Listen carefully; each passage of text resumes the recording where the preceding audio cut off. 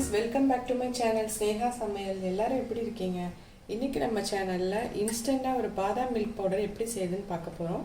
அதுக்கு வந்து நான் 1 கப் பாதாம் எடுத்து வச்சிருக்கேன். அதே கப் அளவுல 1/2 கப் பிஸ்தா எடுத்து வச்சிருக்கேன். இப்போ நம்ம எப்படி செய்யுதுன்னு பார்க்கலாம். அதுக்கு நான் ஒரு pan வச்சிருக்கேன். pan ஹீட் ஆனதும் இந்த பாதாம் அதுல போட்டு எடுத்து வச்சிருந்த பிஸ்தாவையும் இதோட சேர்த்துக்கலாம்.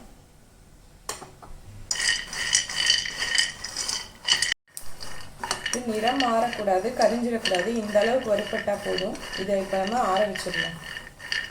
இந்த கப்பில் 1/2 கப்பு சர்க்கரை எடுத்துகிட்டு வந்திருக்கேன். இதை அரைச்சிட்டு வந்துடலாம். சப்போஸ் உங்களுக்கு இன்னும் இனிப்பு தேவைன்னா இன்னும் கொஞ்சம் கூட சர்க்கரை ஆட் பண்ணிக்கோங்க.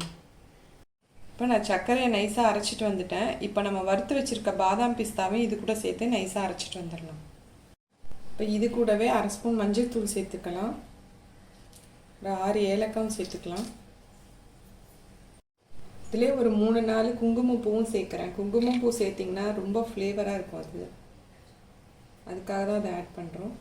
அரைச்சி எடுத்த பவுடரை இந்த மாதிரி ஒரு பவுலில் மாற்றி நல்லா ஆற வச்சுடுங்க. கொஞ்சம் நேரம் ஆற வச்சதுக்கப்புறம் ஒரு ஏர்டைட் கண்டெய்னரில் ஸ்டோர் பண்ணிக்கிட்டிங்கன்னா இது 1 மாதம் வரைக்கும் கெடாமல் இருக்கும். இப்போ பாதாம் பால் ரெடி பண்ணுறதுக்கு இதுலேருந்து 2 ஸ்பூன் எடுத்து போட்டுக்கலாம்.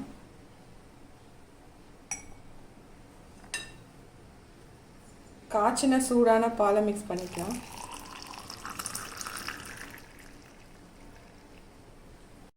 அவ்வளோதாங்க, நம்மளோட சுவையான சத்தான பாதாம் பால் ரெடி ஆயிடுச்சு.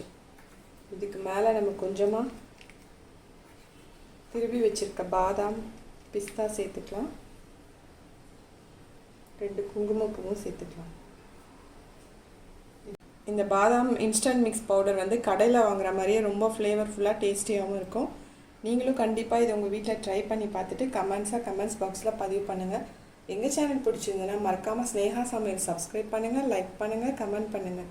உற்சாகமாக சமைங்க, சந்தோஷமாக சாப்பிடுங்க. தேங்க்யூ ஃபார் வாட்சிங்.